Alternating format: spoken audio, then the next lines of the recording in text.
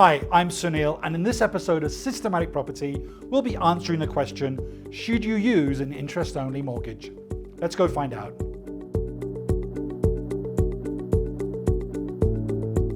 Never heard about an interest-only mortgage? Well, it's exactly what it sounds like. It's a mortgage where each month you just pay the interest. You don't pay back any of the capital. The capital is due at the end of the term. So on a traditional mortgage, if you take out a 25-year term, then over those 25 years, at the end of that time, you don't owe the bank anything. Each month, you'll be paying an interest and a little bit of the capital. That ratio of interest to capital changes over the life of that mortgage. At the start, you're paying a very small fraction of the capital, and at the end, your last payment is actually 90% or 99% capital. And of course, over that time period, you pay back the entire loan. But an interest-only mortgage basically means that each month you're just paying the interest. So if you take out a $100,000 loan over 25 years, in 25 years, you owe the bank $100,000.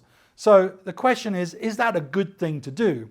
Now, these aren't available in all jurisdictions around the world, and they're usually available from banks when they're confident of the market. When the market's kind of like bullish, you'll see banks offering interest-only mortgages. And I love them. Why?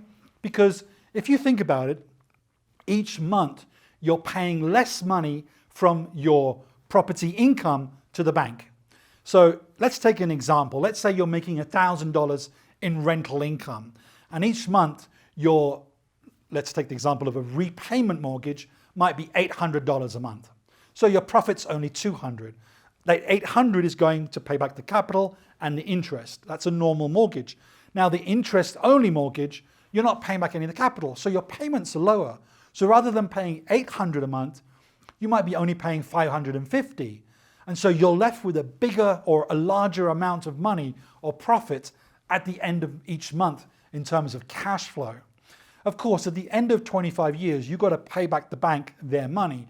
But the good thing is that $100,000 today is not the same value that $100,000 will have 25 years from now. Maybe in 25 years, because money devalues, that $100,000 might be a cup of coffee, or it might be a meal for two, or it might be just 1 month's rental income from that property. So the question is, should you go for an interest-only mortgage? And the answer is, if you can make more money from the money that you save, rather than paying the bank back their money. So every month when you pay back the bank, you're effectively reducing the amount of money you owe. It's like an investment. So in our example, we're basically saving $250 a month extra by not paying that to the bank. So the question is, can we use that $250 in an investment each month that's going to be worth more than the $100,000 that I owe the bank in 25 years? And if I can do that, if I can invest that money more effectively than paying off my loan, then I should do that every single time. And the answer, if you work it out, how much of an ROI do you need on that $250 over a year? It's only 3, 4, or 5%. So long as you can make 5%, or if we take the example of the interest rate, so long as you can make more than the interest rate on your mortgage, then it's a good idea to go for the interest-only mortgage. Now that sounds a little bit complicated, and it's always beneficial to analyze these kind of numbers in Excel. Of course, in Excel, it's very easy to calculate interest because it's a simple function. If I was to say, what's 10% interest on $1,000? Well, that's 10% multiplied by the $1,000, which gives us 100. But if you have to calculate your monthly repayment over 25 years on a 7% mortgage, starting at 100,000 going down to zero, that's a little bit more complicated. And this is where a great function in Excel, it's called the PMT function.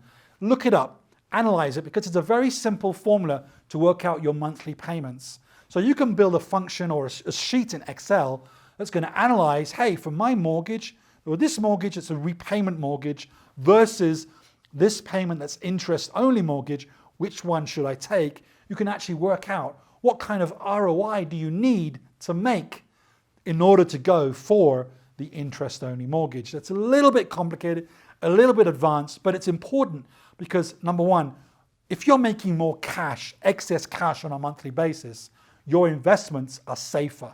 You can hold that investment longer and of course make more money. So this is very, very critical to understand the difference. So my encouragement for you, open Excel or even Google Sheets.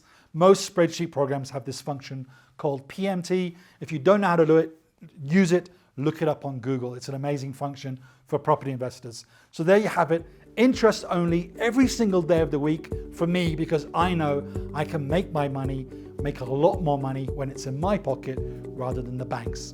Thanks for watching. I'm Sunil.